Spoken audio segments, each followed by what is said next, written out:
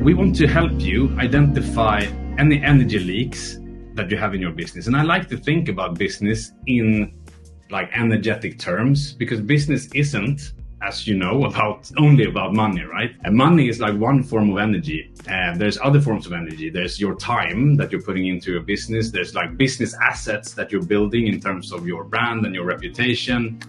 And there's even like your physical and your mental energy that you're putting into your business, right? And frankly, if you're not getting back what you're putting in, you will likely be running out of energy after a while as well. So it's really important that we make sure that we don't have any energy leaks, or that we minimize our energy leaks. And this really starts by identifying what they are. So what we're going to do is just walk you through like these 6 pillars that typically makes up a successful business. And it's typically when we have an energy leak in the business, it's in one of those 6 pillars or in several of those 6 pillars. Mindset is not something that is like stagnant. It's something that, you will need to come back to and work with over time. Like the challenges and the mindset barriers you might have will evolve with you, right? And as you progress in your business, or as you even progress in life, the mindset barriers that you will face that might be holding you back will be different. And so kind of the question that I want to pose here is also like, are we holding on to some old beliefs that might have helped us when we first started out, when it was only us in our business? Just as we level up over time, we have different roles in our business and we wear many different hats. Like you have the investor role and you want to take that, financial view of what you're doing. Like, is this business profitable as an owner of that business? But you're also like the CEO and the manager. You're the one that runs the operation. You're the one that hires your team. You're the one that keeps your team motivated, while you're at the same time the entrepreneur, right? You're the one who started this business. You're the one with the vision behind it. You're the one with the big, exciting plans on where you want to take that next.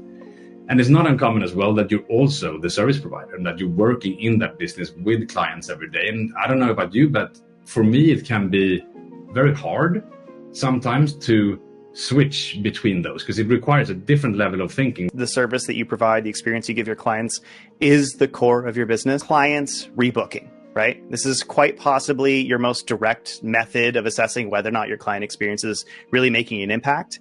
And this seems like a simple one, right? This is the one method we can all track within whatever salon or spa software we're using. And we can point to a metric, right? And it's the easiest way to find out if our clients are generally happy with the service that we provide. That statistic alone isn't going to tell you what's wrong with your client experience, right? So let's ask a question that's a little harder to quantify, but it'll help us dig deeper and lead us to ask even better questions that maybe will be quantifiable. And that's, do you exceed customer expectations? And when they check out, they're never surprised by the ticket price, and that next appointment's going to go on the calendar without too much thought from that client. Well, how are you tracking feedback, right? What feedback do you actually get from clients? Being able to properly and sort of formally record that information and keep track of it needs to be a focus for your business. And I think that's where so many otherwise seemingly successful businesses are really dropping the ball still, because they're not automating the collection of that information, to help continue to grow and evolve as a business and to continue to level up that service that they do provide. Do you enjoy the type of marketing that you're doing? Because today there's almost like endless of ways that you can market your business. You can run paid ads on social platforms, on search platforms. You can use SEO or search engine optimization, right? To make sure that you're showing up with your business when people are searching for your services. You can use social media. I'm sure you have some level of social presence on one of the platforms. There's many to choose from. You have like email marketing. I mean, there's like endless, right, of different ways that you could be marketing your business. And I find this often that, all of that can be like overwhelming. This is more than just the software you use. This is also the processes that you have in place in your business. So let's start with something that's a little broader. That's maybe, something symptomatic. Do things fall apart when you're not around? That's sort of a dead giveaway that there aren't like procedures and processes in place to maintain your success. If your business only functions properly when you're around, then this is kind of a hard truth. Then you currently don't have the infrastructure for a successful business. Let's pivot for a second and talk about the systems we use. Because I've used booking and client management tools that have helped me better run my salons and spas. This is one of the reasons why the salon business is powered by Mangament. It's one of the reasons why we recommend it so highly, is because of the great experience it provides and the level of efficiency it allows, the businesses we've worked with to maintain. The long and short of it is you don't have to put up with a bad software experience in 2024, And a really simple way to analyze this, is by asking yourself, how much time do you spend on repeatable work that could be delegated or automated?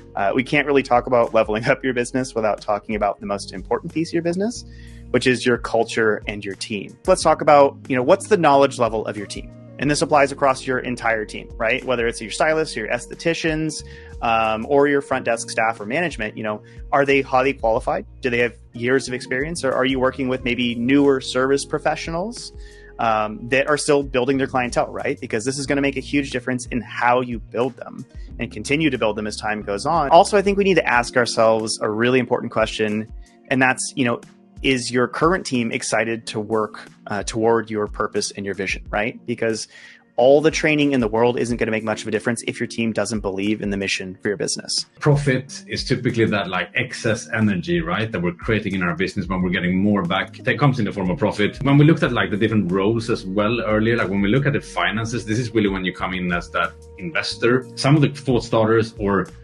questions that you can ask yourself here when it comes to finances, but just generally, do you feel that your business today is supporting the lifestyle that you want? Look at costs that you have in your business. It's very easy to, over time, that we build up, subscriptions, we build up different fixed costs. And I really encourage any business owners on a yearly basis to just look at all the costs that we have, all the reoccurring costs in our business that we're incurring. Is there an opportunity for us to get rid of some? Because even if they might be small, typically there's quite a few of them, and they go straight to your bottom line and hurts that profit and the excess energy that we're creating in the business. What activities specifically can we do over the next 30 days to address those? And obviously doing that together because you will have things that is working in your business. And I don't want to pass the message here that all we should be doing is fixing what's not working. We should be doubling down on what is working. That's important to say. But we need to fix those energy leaks because, if we do have that leaky bucket, it's going to be hard to get that excess return in our business. We need to fix those, but also, of course, doubling down on what you see